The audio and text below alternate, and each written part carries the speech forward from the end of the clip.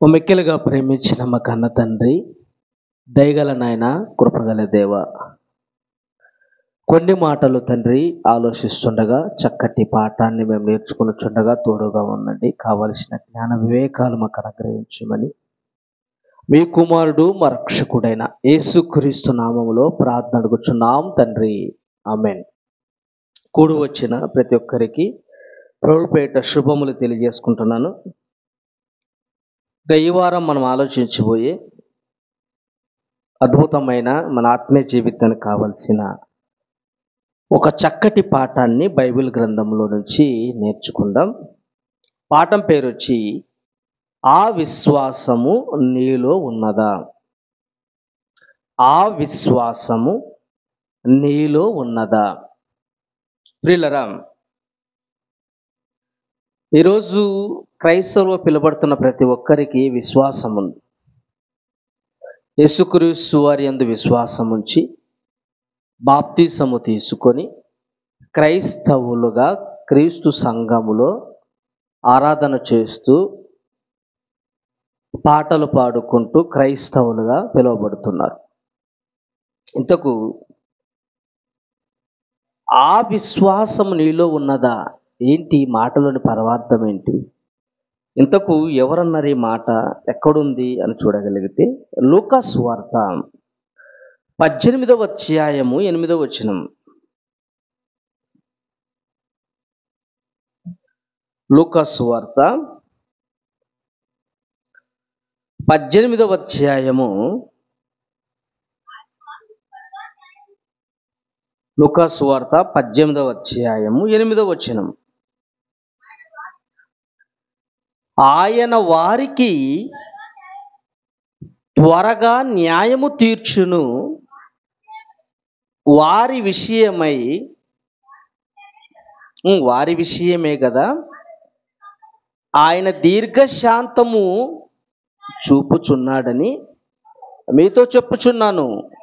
అయినను మనుష్య కుమారుడు వచ్చినప్పుడు ఆయన భూమి మీద విశ్వాసము కనుగొనునా. ఈ మాటను మనం పరిశీలించగలిగితే యేసుక్రీస్తు వారు వచ్చినప్పుడంట ఏం కనుక్కుంటాడంట? విశ్వాసమును కనుగొనునా. అంటే రెండవసారి యేసుక్రీస్తు వారు రాబోతున్నాడు. రెండవసారి ఆయన వచ్చినప్పుడు భూమి మీద ఎవరుండరట? ఎవరు కనుగొంటాడట? విశ్వాసమును కనుగొనునా.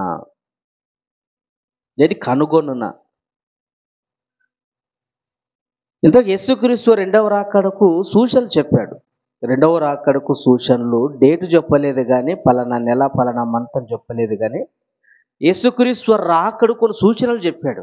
ఏంటి ఆ సూచనలు మనం చూడగలిగితే ఇదే లూకా సువార్త. మళ్ళీ ఇక్కడికి వద్దాం మనం. లూకా సువార్త 17వ అధ్యాయము 26వ వచనం నుంచి. లూకా సువార్త 17వ అధ్యాయము ఎలాంటి పరిస్థితులు ఉంటాయో క్రీస్తు రాకడకు ముందు సూచనల గురించి మాట్లాడుతూ లూకా సువార్త 17వ అధ్యాయము 26వ వచనం. నోవాహు దినములలో జరిగినట్టు మనుష్య కుమారుని దినములలోనూ జరుగును. ఏంటి మనుష్య కుమారుని దినములు ఎలా జరుగుతాయంటే యేసుక్రీస్తు రెండవ రాకడకు ముందు సూచనలు ఏంటంటే నోవాహు దినాల్లో జరిగినట్టు కూడా యేసుక్రీస్తు రాకల్లో కూడా అలాంటివి జరుగును. ఏం జరిగితే కింద రాయబడ్డదా? నోవాహు ఓడలోనికి వెళ్ళిన దినము వరకు జనులు తినుచు త్రాగుచు పెండ్లాడుచు పెండ్లికి ఇయ్యబడుచు నుండిరి. అంతలో జలప్రలయం వచ్చి వారిని అందరి నాశనము చేసెను. లోతు దినములు జరుగునట్టును జరుగును. జనులు తినుచు త్రాగుచు కొనుచు అమ్ముచు నారు నాటుచు ఇండ్లు కట్టుకొనుచు ఉండిరి. అంటే నోవాహు గారి కాలము, లోతు గారి కాలంలో జరిగిన పరిస్థితులే యేసుక్రీస్తు వారు రాకడకు ముందు జరుగుతాయి. ఈరోజు కూడా అంతే కదండి. నోవాహు గారి కాలంలో ఎలాంట తిననుచు త్రాగుచు పెళ్లి చేసుకొనుచు పెళ్లికి ఇయ్యబడుచుండది. ఇప్పుడు కూడా ఈ కాలాన్ని మనం పరిశీలించగలిగితే మనము రెండవ రాకడలో ఉన్నాం. మనం రెండవ యుగాంతములో చివరి దశలో ఉన్నాం. మన జీవితం ఎలాంటిది? ఇది చివరి దశ. యేసుక్రీస్తు రాకడలో ఉన్న మనము ఈరోజు కూడా పరిస్థితులు కూడా తినడము, త్రాగడము, పెళ్ళికి ఇచ్చుకోవడము, పెళ్ళికి ఇచ్చే పరిస్థితులు మనకు కనపడతాయి. ఇలాంటి పరిస్థితులు జరుగుతాయి. జనం మీదకి జనం వస్తారు, రాజ్యం మీదకి రాజ్యం వస్తారు. అయితే మనిషి కుమారుడు భూమి మీదకి వచ్చినప్పుడు విశ్వాసమును కనుగొనునా. ఇప్పుడు వచ్చాడు ఆ మాటకు వచ్చేద్దాం. లూకా సువార్త 18వ అధ్యాయం 8వ వచనం. ఇంతకు ఏంటి ఆ మాటలోని పరమార్థము ఆలోచన చేయగలిగితే, ఆయన వారికి త్వరగా న్యాయము తీర్చును, వారి విషయమే కదా ఆయన దీర్ఘశాంతము చూపుచున్నాడని మీతో చెప్పుచున్నాను. ఆయనను మనుష్య కుమారుడు వచ్చినప్పుడును ఆయన భూమి మీద విశ్వాసము కనుగొనునా. అంటే యేసుక్రీస్తు వచ్చే సమయానికి ఎవరుండరంట? విశ్వాసులు ఉండరు. ఏంటి ఈరోజు ఎక్కడ చూసినా మందిరాలు కట్టబడుతున్నాయి, ఎక్కడ చూసినా సువార్త సభలు జరుగుతున్నాయి, ఎక్కడ చూసినా కార్యక్రమాలు జరుగుతున్నాయి. ఈరోజు మతఛాందస్వాదులు కూడా భయపడుతున్నారు. ఎందుకు? క్రైస్తవ్యం విస్తరిస్తుంది. కానీ యేసుక్రీస్తు వచ్చే సమయానికి ఎవరుండరంట? విశ్వాసులు తగ్గిపోతారు. కానీ ఇక్కడ మనకేమో విస్తరిస్తుంది, కానీ యేసుక్రీస్తు వచ్చే సమయానికి క్రైస్తవ్యం తగ్గుతుంది అన్నాడు. ఇంతకీ ఏంటి మాటలను పరమార్థము ఆలోచన చేయగలిగితే, ఇక రాయబడిన మాటను మనం పరిశీలించగలిగితే విశ్వాసమును కనుగొనని అన్నాడా, విశ్వాసులు అన్నాడా? ఏంటి విశ్వాసులకి విశ్వాసానికి తేడా ఉంది. విశ్వాసమును కనుగొనును అన్నాడా, విశ్వాసులు అన్నాడా? ఏంటి విశ్వాసులు పెరుగుతారేమో కానీ విశ్వాసము అందరికీ ఉండదు. కింద పుట్నోట్ అన్నాడు చూడండి. పుట్నోట్లు ఏమి ఇచ్చాడంటే సంఖ్య 2 అని ఇచ్చి కింద 2 అని ఇచ్చాడు చూడండి. భూమి మీద విశ్వాసం కనుగొనని కింద పుట్నోట్లు. ఆ విశ్వాసమును కనుగొనునా అంటే యేసుక్రీస్తు వచ్చే సమయానికి ఆ విశ్వాసమును కనుగొననంటే ఏ విశ్వాసము? ఏంటి ఏ విశ్వాసం? విశ్వాసం అంటే మనకు అందరికీ తెలుసు, విశ్వాసము ఒక్కటే. ఎఫెసీ పత్రిక ఉంటుంది. ఎఫెసీ పత్రిక 4వ అధ్యాయం 5వ వచనంలో దేవుడు ఒక్కడే, బాప్తిసం ఒక్కటే, విశ్వాసము ఒక్కటే. ఇంతకు ఏ విశ్వాసము? విశ్వాసం అంటే డెఫినేషన్ ఏంటి మనకు అందరికీ తెలుసు. విశ్వాసం అంటే అర్థం ఏంటి చూడండి. ఎబ్రీ పత్రిక 11వ అధ్యాయం 1వ వచనం. ఎబ్రీ పత్రిక 11వ అధ్యాయం 1వ వచనం. విశ్వాసం అనునది నిరీక్షింపబడు వాటి యొక్క నిజస్వరూపమును అదృశ్యమైనవి ఉన్నవనుటకు రుజువునై ఉన్నవి. ఏంటి విశ్వాసం అంటే అర్థం ఏంటి? డెఫినేషన్. విశ్వాసం అంటే అదృశ్యమైనవి ఉన్నవని నమ్మడమే విశ్వాసం. దేవుని మనం చూడలేదు, తండ్రిని మనం చూడలేదు, ఉన్నాడని మనము నమ్మాలి. యేసుక్రీస్తు మన కొరకు చనిపోయాడన్నది మనము నమ్మాలి. పరలోకను మనం చూడలేదు, పరలోకం ఉన్నదని మనము విశ్వసించాలి. పాతాళము మనం చూడలేదు, పాతాళం ఉన్నదని మనము విశ్వసించాలంటే ఆ విశ్వాసం అంటే ఎవరైతే వీటి కొరకు ఇలాంటి వాటి కొరకు బ్రతుకుతున్నారో, ఇలాంటి వాటిని విశ్వసిస్తున్నారో, ఇలాంటి విశ్వాసులు కావాలి మనకి. అందుకే యేసుక్రీస్తు ఆ విశ్వాసము కనుగొననంటే ఇలాంటి విశ్వాసుల సంఖ్య తగ్గిపోతుంది. మరి ఏ విశ్వాసులు పెరిగిపోతారు? అవసరాలకు పొందుకునేవారు. అవసరాలకు పొందుకుని ఈ జీవితం కాలం మట్టుకు బ్రతికే అవసరాల కొరకు దేవుని దగ్గరకు వచ్చేవాళ్ళు పెరిగిపోతారు. కానీ దేవుని దగ్గరికి దేవుడు కావాలని వచ్చేవాళ్ళు లేరు. దేవుడిచ్చే అవసరాల కోసం వస్తారు, కానీ దేవుడు కావాలని వచ్చే వాళ్ళ సంఖ్య తగ్గిపోతుంది. చూడండి, కొరింథీయులకు రాసిన మొదటి పత్రిక. అయితే ఎలాంటి వాళ్ళు ఉంటారు భూమి మీద, ఎలాంటి విశ్వాసులు ఉన్నారో చూడగలిగితే 15వ అధ్యాయం 19వ వచనం. కొరింథీయులకు రాసిన మొదటి పత్రిక 15వ అధ్యాయం 19వ వచనం. ఈ జీవిత కాలం మట్టుకే మనం క్రీస్తునందు నిరీక్షించిన ఎడల మనుషులందరికంటే దౌర్భాగ్యులము. అంటే మనం ఏ జీవితకాలం మట్టుకు దేవుని నమ్ముకోకూడదు. ఈ లోకంలో 60-70 సంవత్సరాల జీవితంలో బ్రతకడం కొరకు, అవసరాలు తీర్చుకోవడానికి కొరకు మనం దేవుని దగ్గరికి రాకూడదు. దేవుని దగ్గరికి అవసరాలు తీర్చుకోవడానికి కొరకు మనం దేవుని విశ్వసించకూడదండి. ఈరోజు చూడండి, చాలామంది అవసరాల కోసం దేవుని దగ్గరికి వస్తారు. ఇదిగో నా కడుపులో కాయ ఉంది, బాగవడం కోసం నేను యేసుప్రభువుని నమ్ముకున్నాను అంటారు. ఇదిగో నాకు పెళ్లి కుదరట్లేదయ్యా, మందిరానికి వస్తేనేమో దేవుడు దయ వస్తాడేమో నాకు పెళ్లి కోసమని వచ్చేవాళ్ళు ఉంటారు. ఏంటి దేవుని దగ్గరికి అవసరాల కోసం మనము నమ్ముకోకూడదు. అయితే దేవుణ్ణి ఎలా విశ్వసించాలి? దేవుడు ఒక తండ్రి ఉన్నాడు, ఆయన మన కొరకు ఎదురు చూస్తున్నాడు, పరలోకములో ఉన్నాడు, ఆయన పరలోకను మనం పొందుకోవాలని ఇలాంటి విశ్వాసం కలిగిన భక్తులు మనకి కావాలి. అందుకే యేసుక్రీస్తు రెండవ రాకడికి ఏంది కనుగొంటున్నాడు ఆయన? విశ్వాసుల సంఖ్య పెరిగిపోతుంది కానీ విశ్వాసులు విశ్వసించేది తక్కువ. ఏంటి? సరైన విశ్వాసులుగా మనుషులు బ్రతకడం లేదు. అందుకే మన విశ్వాసాన్ని మనం ఏం చేయాలా? పరీక్షించుకోవాలి. చూడండి, కొరింథీయులకు రాసిన మొదటి పత్రిక, రెండవ పత్రిక 13వ అధ్యాయం 5వ వచనం. 13వ అధ్యాయం 5వ వచనం. మీరు విశ్వాసము గలవారై ఉన్నారో లేరో మిమ్మును మీరే శోధించుకొని చూచుకొనుడి, మిమ్మును మీరే పరీక్షించుకొనుడి. అంటే మనం ఏం చేయాలి తెలుసా? మన విశ్వాసాన్ని పరీక్షించుకుందాం. ఇంతకు నా విశ్వాసం ఏంటి? యేసుక్రీస్తు రాకడకు వచ్చే సమయానికి ఎలాంటి విశ్వాసులు ఉంటారంట? అవసరాల కోసం దేవుని దగ్గరకు వచ్చే వాళ్ళు కనపడతారు, రోగం కోసం దేవుని దగ్గరకు వచ్చే వాళ్ళు కనపడతారు, పెళ్లి కోసం దేవుని దగ్గరకు వచ్చే వాళ్ళు కనపడతారు. అంటే అలాంటి వారు పెరిగిపోతారు కానీ నిజంగా దేవుని యందు విశ్వాసించేవారు విశ్వాసులు కనపడరు. నేను ఒక వ్యక్తి ఆ కొండ నుంచి ఈ కొండ వరకు ఒక తాడ కట్టుకొని ఆ తాడ మీద నడుచుకుంటూ వస్తున్నాడట. తర్వాత మరోసారి వచ్చేటప్పుడు ఒక 100 కేజీల బరువైన వస్తువుని తీసుకొని వచ్చాడంట. అందరేమో శభాష్ అని చప్పట్లు కొట్టుకుంటూ గంతులు వేసుకుంటూ ఎంజాయ్ చేస్తున్నారు. తర్వాత ఆ వ్యక్తి అన్నాడంటే, ఇదిగో నేను అక్కడి నుంచి ఇక్కడికి వచ్చాను కదా, 100 కేజీల మూట మోసుకొని వచ్చాను కదా, మీరు సంతోషించారు. అయితే ఒక పరీక్ష, నేను మరలా వచ్చేటప్పుడు ఒక 50 కేజీల బరువైన వ్యక్తి ఎవరన్నా నా దగ్గర రండి, నేను మోసుకొని మరలా అక్కడికి వెళ్ళిపోతానన్నారు.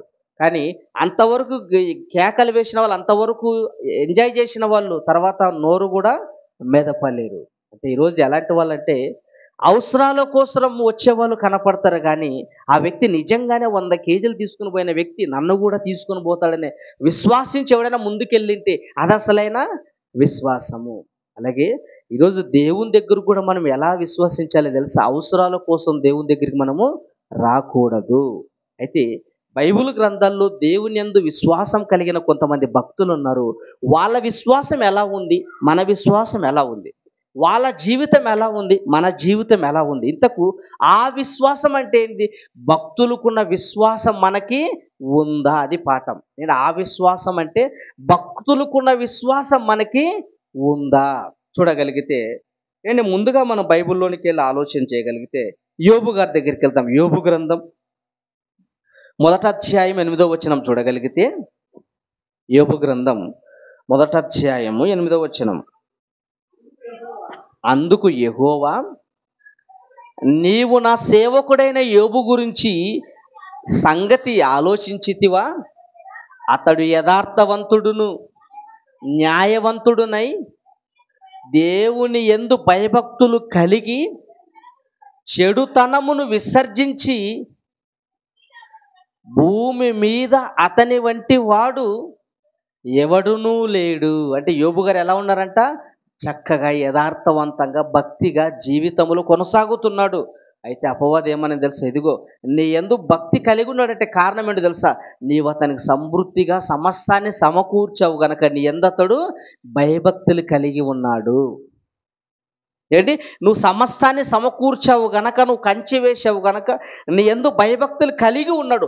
ఒక్కసారి ఆ కంచె తీసి, ఒక్కసారి ఆ కంచె తీసేస్తే నువ్వు అన్నీ ఇచ్చినప్పుడు ఎలా విశ్వాసంతో ఉన్నాడో అవన్నీ పోయినప్పుడు నేను దూషించి వెళ్ళిపోతాడని అపవాది ఛాలెంజ్ విసిరిందండి, దేవునికి సవాలు చేసింది. అయితే దేవుడు యోబు గారి విషయంలో మనం చూడగలిగితే, యోబు గారుకున్న విశ్వాసాన్ని మనం పరిశీలించగలిగితే, మొదట అన్నీ ఉన్నప్పుడు ఎలాంటి విశ్వాసం అయితే ఉందో ఆయనకి, అన్నీ పోయిన తర్వాత కూడా అలాంటి విశ్వాసాన్ని కలిగి ఆయన బ్రతికాడు. నేను అన్నీ పోయాయి. చూడండి, యోబు గ్రంథం 1వ అధ్యాయం 2వ వచనంలో ఆయనకి ఏమేమి ఉన్నాయో చూడగలిగితే, చూడండి యోబు గ్రంథం 1వ అధ్యాయం 2వ వచనం.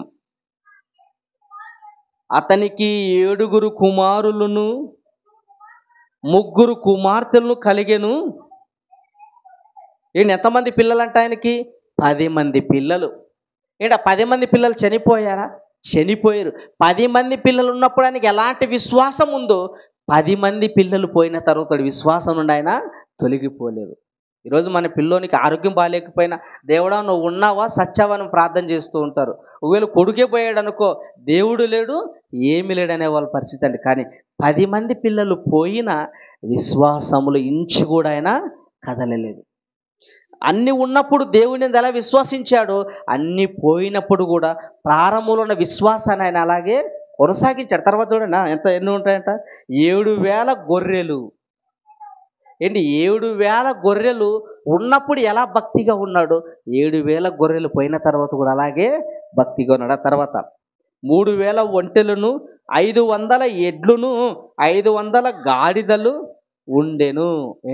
ఇన్ని ఉన్నాయి, ఇన్ని పోయినా కూడా ఆయన విశ్వాసము తొలగిపోలేదు. విశ్వాసము తొలగిపోలేదు కనుక ఇలాంటి విశ్వాసం మనకు రావాలండి. ఇలాంటి విశ్వాసాలు ఉన్నారండి.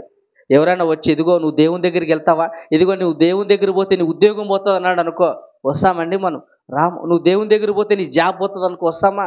రాము. నువ్వు దేవుని దగ్గర పోతే నీకు పిల్లని ఎవరు ఇవ్వరా అంటే వస్తామా?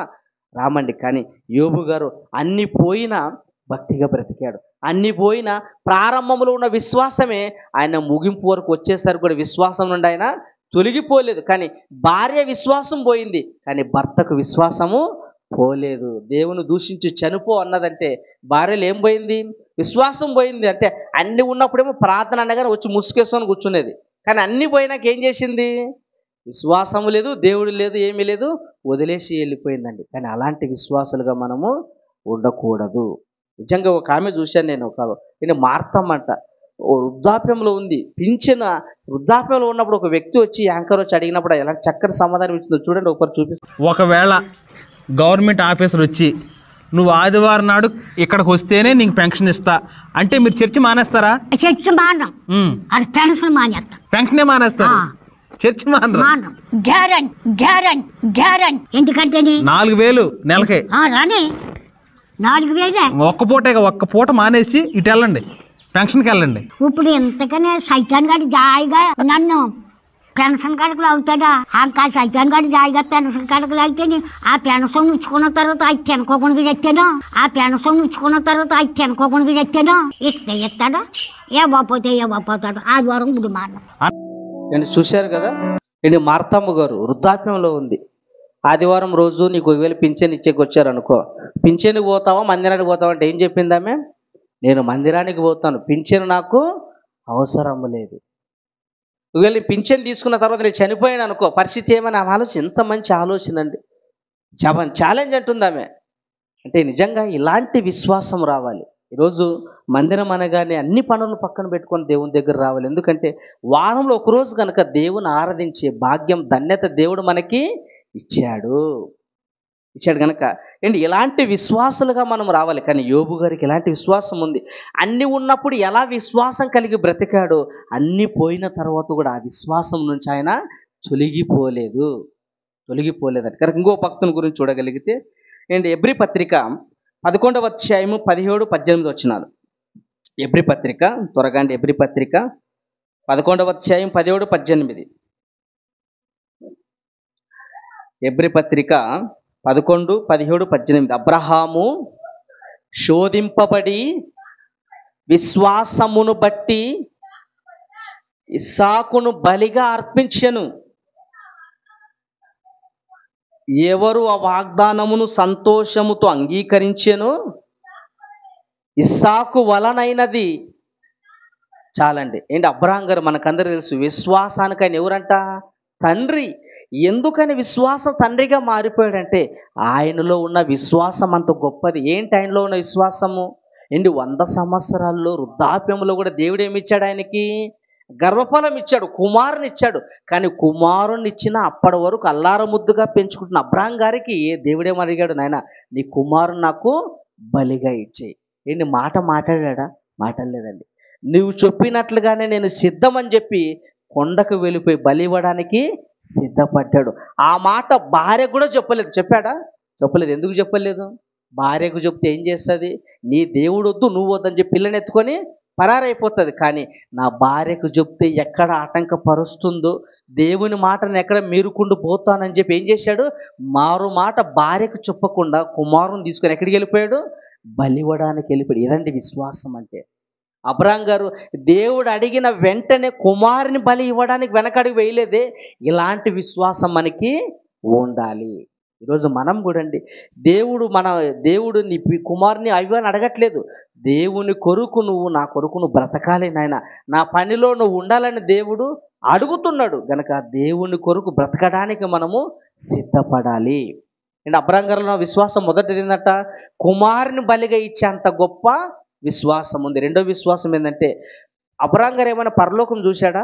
చూడలేదండి. దర్శనం ద్వారా కూడా పరలోకాన్ని ఆయన చూడలేదు. కానీ చూడని లోకం ఉందని ఆయన ఏం చేశాడు, నమ్మాడు. చూడని లోకం ఉందని నమ్మేంత గొప్ప విశ్వాసం ఎవరికి ఉంది, అబ్రాం గారికి ఉంది. కానీ కేవలం ఈరోజు మనము బైబిల్ గ్రంథాల్లో పరలోకం ఇలా ఉంది, పరలోకం వీళ్ళున్నారు వాళ్ళున్నారని మనం చదువుకుంటున్నాము. కానీ ఈ మాటలు లేని కాలంలోనే దేవుడు ఒక్క మాట కొరకు ఏం చేశాడని, ఎవరి కోసం ఎదురు చూశాడంట, పునాదులు గల పట్టణం కొరకు ఆయన ఎదురు చూచెను.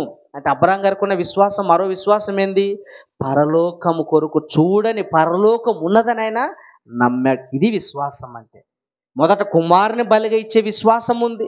రెండవది ఏంది, పరలోకం చూడకపోయినా ఉంది అని ఎదురు చూసే విశ్వాసం ఆయనకి ఉంది. ఇక మూడవది ఏంటంటే, చనిపోయినా కూడా తన కుమారుని మృతులను సైతం బ్రతికింపే శక్తి దేవునికి ఉందని ఆయన విశ్వసించాడు. ఏంటి విశ్వసించాడా? అబ్రాం గారి కాలంలో ఎవరైనా చనిపోయి తిరిగి లేచారా? ఎవరు లేరు. కానీ చనిపోయి తిరిగి లేచిన కాలం ఏది, మొదటి శతాబ్దంలో యేసుక్రీస్తుల వారే చనిపోయి తిరిగి ప్రపంచానికి ఒక మార్గం చూపించాడు. ఇదిగో నేను చనిపోయి తిరిగి ఎలా లేచానో మీరు కూడా ఒకానొక రోజు తిరిగి లేస్తారని చెప్పినా కూడా మనం నమ్మట్లేదు దేవుణ్ణి.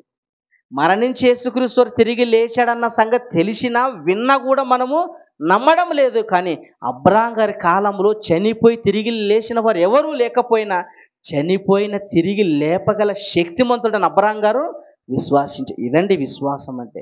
ఇలాంటి లక్షణాలు కలిగి మనము విశ్వసించాలి. అందుకే ఆ విశ్వాసం నీలో ఉన్నది. ఏ విశ్వాసం? ఈ భక్తులకున్న విశ్వాసం మనలో ఉన్నదా? అంతేగాని రోగాలు పోతాయని విశ్వసించేది కానీ, పెళ్లి కోసం విశ్వసించేది కానీ, ఇల్లు కోసం ఇలాంటి విశ్వాసము పనికిరాదు. కనుక ఇలాంటి విశ్వాసం కలిగిన విశ్వాసులుగా మనము బ్రతకాలి. చూడండి, ఇంకొక సందర్భం చూసుకుందాం, ముగించుకుందాం. ఎబ్రీ పత్రిక 11వ అధ్యాయము 24 నుంచి. ఎబ్రీ పత్రిక 11వ అధ్యాయం 24 నుంచి. మోషే పెద్దవాడైనప్పుడు, చూడండి, మోషే పెద్దవాడైనప్పుడు విశ్వాసమును బట్టి ఐగుప్తు ధనము కంటే క్రీస్తు విషయమైన నింద గొప్ప భాగ్యమని ఎంచుకొని అల్పకాలము పాప భోగములు అనుభవించుట కంటే దేవుని ప్రజలతో శ్రమ అనుభవించుట మేలని యోచించెను. ఏంటి మోషే గారండి. మోషే గారికి ఉన్న విశ్వాసం చాలా గొప్పది. ఎలాంటి విశ్వాసం అంటే, చూడండి, మొదటి నుంచి చదువుకుందాం. మోషే పెద్దవాడైనప్పుడు విశ్వాసమును బట్టి ఐగుప్త ధనము కంటే క్రీస్తు విషయం నింద గొప్ప భాగ్యమని ఎంచుకొని. ఏంటి, ధనము కంటే ఏది గొప్పదనుకున్నాడు? నిందలు గొప్పవనుకున్నాడు. ఏంటి, ధనము కంటే సుఖము కంటే ఏది గొప్పదనుకున్నాడు? కష్టాలు గొప్పవనుకున్నాడు. ఇలాంటి విశ్వాసం అండి. ఏంటి, మన చాలామంది బీఓయూఐ దగ్గర రావడానికి భయపడతారు. ఎందుకు? మీ దగ్గరకు వస్తే అంటే సమస్తాన్ని ఇవ్వాలంటారు, మీ దగ్గరకు వస్తే ప్రాణం పెట్టాలంటారు, మీ దగ్గరకు వస్తే అది చేయాలి ఇది చేయాలంటారు. చాలామంది వెనకడిగేసే వాళ్ళు ఉంటారు. కానీ దేవుని కొరకు అండి కష్టపడే వాళ్ళు రావాలి, దేవునికి కావాల్సింది. కానీ మోషే గారికి ఉన్న విశ్వాసం ఏంటి తెలుసా? సుఖం అనుభవించడం కంటే కష్టాన్ని కోరుకున్నాడు. ఈరోజు మనం కష్టాన్ని కోరుకుంటున్నామా? సుఖాన్ని కోరుకుంటున్నాం కానీ కష్టాన్ని ఎవరు కోరుకోవట్లేదు. ఆ తర్వాత ఏంటి, క్రీస్తు విషయమై నింద గొప్పదని ఆలోచించండి. క్రీస్తు విషయమా? మోషే గారి క్రీస్తు విషయం నింద గొప్పదని ఎలా అనుకున్నాడైనా? మోషే గారి కాలం వేరు, యేసుక్రీస్తు వారి కాలం వేరు.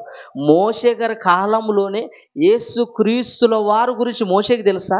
తెలుసు. దేవుడు అన్నాడు, ఇదిగో మీకు మీ వంశంలోను మీ తరములోను మీ ఇశ్రాయేలు నుంచి ఒక ప్రవక్త నేను పుట్టించబోతానన్న ఒక మాటను మోషే గారు నమ్మారు, విశ్వసించాడు. ఓకే, మాలో నుంచి, మా పిల్లల్లో నుంచి, మా ఇశ్రాయేల్లో నుంచి ఒక రాబోతున్నాడు ప్రవక్తని ఇదండి విశ్వాసం అంటే. ఒక మాటను నమ్మాడు చూడు, అది విశ్వాసం అంటే. ఏంటి, ధనాన్ని ఆశించలేదు, అధికారాన్ని ఆశించలేదు. ఈరోజు అధికారం కోసం ఎగలబడుతూ ఉంటారు, అధికారం కోసం ఎంతో తాపత్రపడుతూ ఉంటారు. కానీ మోషే గారికి అధికారం కళ్ళ ముందున్న, సింహాసనం కళ్ళ ముందున్న, రాజ్యం కళ్ళ ముందున్న, ధనము కళ్ళ ముందున్న, సుఖము కళ్ళ ముందున్న వాటిని వదులుకున్నాడు. సింహాసనం ఎక్కి రాజదండను పట్టుకోవడం కంటే ప్రజల మధ్య కర్ర పట్టుకుని నడవడం మేలనుకున్నాడండి మోషే గారు. సింహాసనం ఎక్కి రాజదండం పట్టుకోవడం కంటే ప్రజల మధ్య వెళ్ళి కర్ర పట్టుకొని సుఖపడడం కంటే కష్టపడడం మేలని మోషే గారు అనుకున్నాడు. ఇలాంటి విశ్వాసం అండి మనకు కావాల్సింది, ఇలాంటి భక్తి మనకు కావాలి. చూడ మాట ఒకసారి మరలా 24 వచ్చిన మోషే పెద్దవాడైనప్పుడు విశ్వాసమును బట్టి ఐగుప్తు ధనము కంటే క్రీస్తు విషయమైనంద గొప్ప భాగ్యమును ఎంచుకొని అల్పకాలము పాపభోగం అనుభవించుట కంటే దేవుని ప్రజలతో శ్రమ అనుభవించుట మేలని యోచించి ఫరో కుమార్తె యొక్క కుమారుడు అనిపించుకున్నటకు ఒప్పుకొనలేదు. ఏంటి, మోషే గారికి చిన్న అవకాశం అంతే. నేను ఈ రాజ్యంలోకి రావాలంటే యుద్ధములు గెడవాలని ఏం పెట్టలేదు తల్లి. ఏమని తెలుసా, నీకు ఈ సింహాసనం రావాలన్నా, ఈ రాజ్యాధికారం రావాలన్నా, నీకు ఈ ధనం రావాలన్నా, ఈ భోగమన్నీ రావాలన్నా ఒకటే ఏం తెలుసా, చిన్న పని, అమ్మాని పిలిస్తే చాలు. ఏంటి, అమ్మాని పిలిస్తే చాలంట. అమ్మాని పిలిస్తే ఏమొస్తుంది, ఆయనకి రాజ్యం వస్తుంది, అధికారం వస్తుంది, సమస్తం వస్తుంది. నేను అమ్మాని పిలవడం కంటే తండ్రి అని పిలిచే భాగ్యం గొప్పదనుకున్నాడు. నిన్ను అమ్మాని పిలవడం కంటే యేసుక్రీస్తును నమ్ముకొని యేసుక్రీస్తు యందు విశ్వాసించడమే గొప్పదనుకున్నాడు. నేను ఇలాంటి విశ్వాసాలు కావాలండి, ఇలాంటి విశ్వాసం కలిగిన బ్రతుకు మనకి కావాలి. ఎనక ప్రియులరా, ఇలాంటి భక్తి జీవితంలో ఇలాంటి విశ్వాసులుగా మనము కొనసాగాలి. చూడండి, ఇంకో సందర్భం చూసుకొని ముగించుకుందాం. చూడండి, దానియేలు గ్రంథం 3వ అధ్యాయం 17వ వచనం. దానియేలు గ్రంథం 3వ అధ్యాయం 17వ వచనం.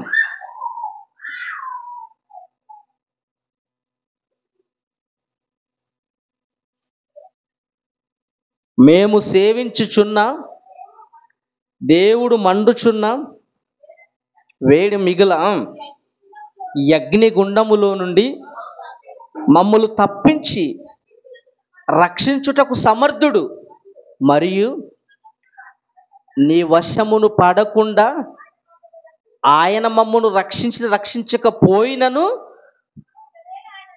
ఒకవేళ ఆయన మమ్ములను రక్షింపకపోయినను, రాజా నీ దేవత ప్రతిమకు మేము పూజింపమనియు నీవు నిలవబెట్టించిన బంగారు ప్రతిమను నమస్కరింపమనియు అనుకొనుము. నమస్కరింపము ఏంటి, ఇదంటే ఎవరికి, షడ్రక్ మెషక్ అబెద్నెగో వాళ్ళకున్న విశ్వాసం ఏంటో తెలుసా, మేము మా దేవుని తప్ప ఎవరికి మేము తల వంచము, మేము మా దేవుణ్ణి పూజించడము తప్ప ఏ ప్రతిమకు మేము నమస్కరింపము. ఒకవేళ నువ్వు చంపకపోయినా మేము మా విశ్వాసం నుంచి మేము తొలగిపోము. ఇదండి విశ్వాసం అంటే.